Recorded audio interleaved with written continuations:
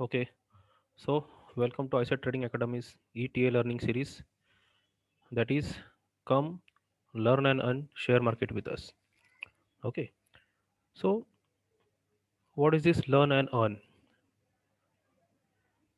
So technical analysis जो है, okay, technical analysis जो है ये एक प्रोसेस है, एक स्टडी प्रोसेस है जिसमें हम लोग को पहले टाइम देना होता है थ्योरी सीखने के लिए। ओके, फिर हम लोग जब भी जैसे ही थ्योरी सीखते हैं फिर उसके बाद उस थ्योरी से उसके रूल्स एक्सट्रैक्ट करने पड़ते हैं हम लोग को। See technical analysis is not easy thing. Okay, जैसे कि उसकी थ्योरी मेंशन है, उसकी थ्योरीज में कुछ रूल्स दिए हुए थे, उस रूल्स को हम लोग को एग्जैक्टली एक्सट्रैक्ट करना होता है। फिर उस रूल्स को स्टडी करना होता है हम लोग को। फिर जैसे ही वो रूल्स हम लोग स्टडी करते हैं उसके ऊपर हम लोग को क्या करना पड़ता है, प्रैक्टिस करना होता है, राइट। वो चार्ट के ऊपर उस रूल्स को लेके हम लोग को प्रैक्टिस करना होता है। So it is a process. ये क्या है, ये एक प्रोसेस है। Okay, so this is called as a learning process. Okay, तो ये लर्निंग प्रोसेस तो होती रहती है। ओके, ये लर्निंग प्रोसेस को एक टाइम निकल जाएगा। तो हम लोग क्या कर रहे हैं, हम लोग जो भी स्टडी कर रहे हैं, हम लोग जो भी स्टडी लेके आ रहे हैं वो स्टडी हम लोग क्या कर रहे हैं, लाइव चार्ट के ऊपर हम लोग स्टडी कर रहे हैं।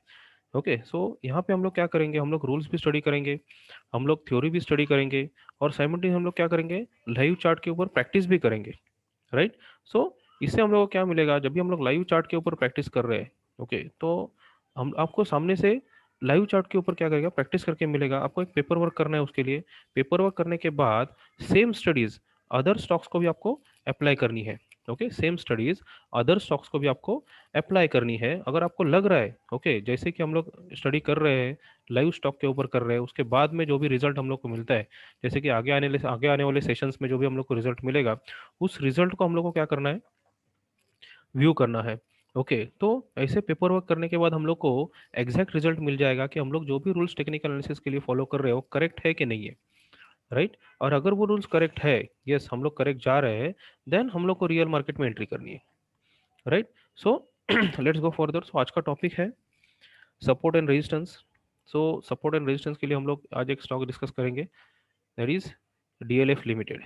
ओके, तो डीएलएफ लिमिटेड में एक सपोर्ट एंड रेजिस्टेंस हम लोग को मिला है। ओके, उस सपोर्ट एंड रेजिस्टेंस को हम लोग क्या करेंगे, थोड़ा डीप में हम लोग स्टडी करेंगे।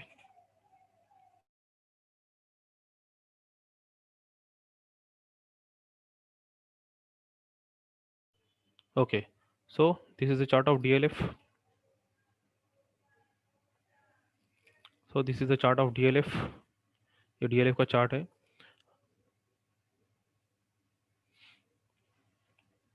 सो अभी हम लोग देख रहे हैं ये राइट हैंड साइड पे जो है वो प्राइस स्केल है। ये प्राइस स्केल हम लोग को दिखा रही है। Okay, from 113 rupees to upside 1100 rupees. Okay,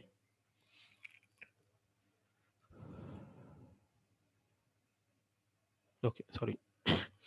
so 113 to 1100 rupees, और यहाँ पे नीचे टाइम एक्सिस है जहाँ पे टाइम पीरियड दिया हुआ है। ओके, सो बेसिकली ये मंथली चार्ट है डीएलएफ का। देखो यहाँ पे चार्ट मेंशन किया, अगर यहाँ पे हम लोग क्लिक करेंगे तो हम डिफरेंट टाइम फ्रेम्स मिल रहे हैं। So I have selected monthly chart here. Okay, so ये मंथली लाइन चार्ट है डीएलएफ का। अगर हम लोग मंथली लाइन चार्ट डीएलएफ का अगर स्टडी कर रहे हैं 2008 से, तो 2008 में ये चार प्राइस मूवमेंट जो था वो 1000 रुपीज़ था, अराउंड 1000 के ऊपर था।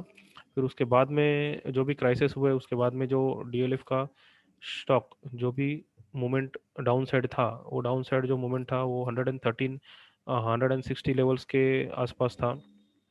और काफ़ी समय हम लोगों ने देखा है, you will C years it has gone. Okay, years two years it has gone. काफ़ी समय वो एक साइडवेज स्टॉक रहा है।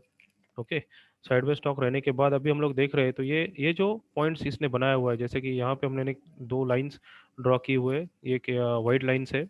Okay, this is an resistance line, कि यहाँ पे आने के बाद स्टॉक प्रोबेबली क्या होता था, रिवर्स हो जाता था ये पीरियड में। ये जो भी पीरियड है 2010 से लेके अभी 2020 तक, यानी 10 साल का पीरियड है। 2021 अभी शुरू है, तो 2020 जो खत्म हुआ, तो यहाँ तक क्या हुआ, ये 10 साल के पीरियड में ये स्टॉक साइडवेज था। साइडवेज हम लोग बोल सकते हैं, या फिर एक जोन में था, सपोर्ट एंड रेजिस्टेंस के जोन में था, राइट। सो बहुत बार मल्टीपल रेजिस्टेंस फेस कर चुका है ये स्टॉक, और बहुत बार सपोर्ट फेस कर चुका है एक जोन में। ओके, अभी ये एग्जैक्ट सपोर्ट और रेजिस्टेंस नहीं है, बट हम लोग इसको एक जोन बोल सकते हैं। And after 10 years this stock has finally taken a breakout year. Okay, this stock has finally taken a breakout year. So अभी ये स्टॉक को हम लोग को फोकस करना ज़रूरी है। तो इस स्टॉक को फोकस करो, अभी 294.50 की प्राइस शुरू है मार्केट में। अगर इस स्टॉक को हम लोग फोकस करते हैं तो हम लोग को आगे की रियलिटी पता चलेगी कि जैसे कि रेजिस्टेंस जोन के से जब ये स्टॉक ब्रेकआउट होता है, ओके, तो ब्रेकआउट होने के बाद सबसे पहला रूल है उसमें फॉलो बाइंग होनी चाहिए। Okay, so what is follow buying? Follow buying means what, कि जो भी ब्रेकआउट होने के बाद जब भी स्टॉक उस लाइन के ऊपर जब भी क्लोज होता है, तो उसके बाद जो भी मूवमेंट्स होती है वो मूवमेंट्स पॉजिटिव होनी चाहिए।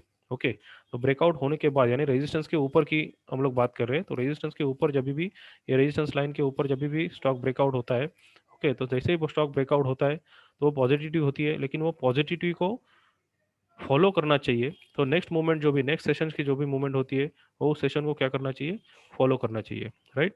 सो हम लोग क्या करेंगे, लाइन चार्ट को कन्वर्ट करेंगे अभी कैंडलस्टिक चार्ट में, सीरीज कैंडलस्टिक चार्ट।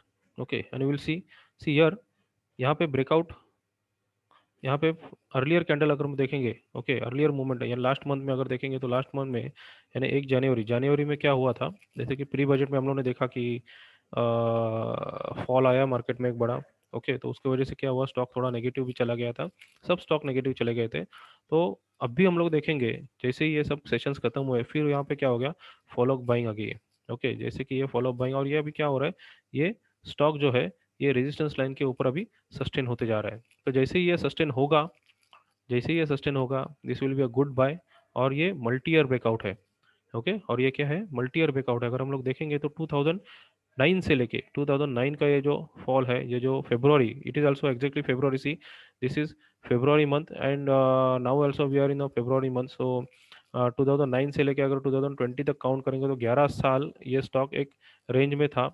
ओके, 11 साल ये स्टॉक हम लोग रेंज में है, ऐसा पकड़ेंगे। उसके बाद यहाँ पे क्या हो रहा है, मल्टी ईयर ब्रेकआउट आ रहा है स्टॉक में। अगर 11 साल भी नहीं पकड़ेंगे क्योंकि यहाँ पे एक कुछ मूवमेंट आ चुकी है स्टॉक में, तो यहाँ से अगर हम लोग भी लेंगे तो भी 2011 से यानी जनवरी 11 से 2020 तक यानी कम से कम 10 ईयर्स तो ये स्टॉक यही मूवमेंट पे है।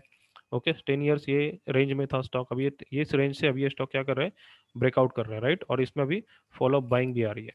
So simultaneously if you will see the volumes, see the volumes are also increased at resistance level. यहाँ पे क्या हो रहा है, वॉल्यूम्स भी इंक्रीज हो रही है। सो लास्ट मंथ जो भी वॉल्यूम इंक्रीज हो गए थे उसके बाद में स्टॉक ने वापस रेजिस्टेंस के अंदर प्राइस मूवमेंट की क्लोजिंग दी है, क्लोजिंग के बेसिस के ऊपर। ये जो इवेंट हो गया, इवेंट के पहले स्टॉक सब गिरने चालू हो गए, तो even DLF was down. But अभी हम लोग देखेंगे तो फॉलोअप में अगर देखेंगे तो फॉलोअप में ये 2 दिन में स्टॉक ने बहुत अच्छा काम किया है, जैसे कि वापस फिर से रेजिस्टेंस के ऊपर ट्रेड होना चालू हो गया है। सो वी फील दैट कि ये स्टॉक अभी रेजिस्टेंस के ऊपर अगर ट्रेड हो रहा है तो बहुत टाइम ये रेजिस्टेंस के ऊपर चलेगा। सो यहाँ से नियर टर्म में एक अच्छे खासे रिटर्न आ सकते हैं हम लोग को। सो इस स्टॉक को फोकस करो और देखो इसमें क्या मूवमेंट आ रही है। Okay, so this should be your paper work, this is a live chart. ये सपोर्ट एंड रेजिस्टेंस हम लोगों ने ड्रॉ किया है। सपोर्ट एंड रेजिस्टेंस मतलब क्या है कि मल्टीपल लेवल्स पे जब ये स्टॉक रेजिस्टेंस फेस करता है, जैसे कि ये लेवल्स पे 1 2 3 4, ये 4 लेवल्स पे मल्टीपल रेजिस्टेंस फेस किया है स्टॉक ने। Okay, so this is your, and multiple levels पे क्या होता है, सपोर्ट फेस करता है मार्केट में। Okay, so that is called as support and resistance. और जैसे ही उस जोन से बाहर निकलता है स्टॉक, आइदर पॉजिटिव और नेगेटिव, ओके, जैसे ही उस जोन से स्टॉक बाहर निकलता है तो हम लोग क्या करते हैं, उसे ब्रेकआउट बनते हैं। ओके, तो वहाँ से क्या होता है, ब्रेकआउट बनता है मार्केट में, और उस ब्रेकआउट को फॉलो कंटिन्यूएशन रहना चाहिए। जैसे कि अभी ये पॉजिटिव ब्रेकआउट है।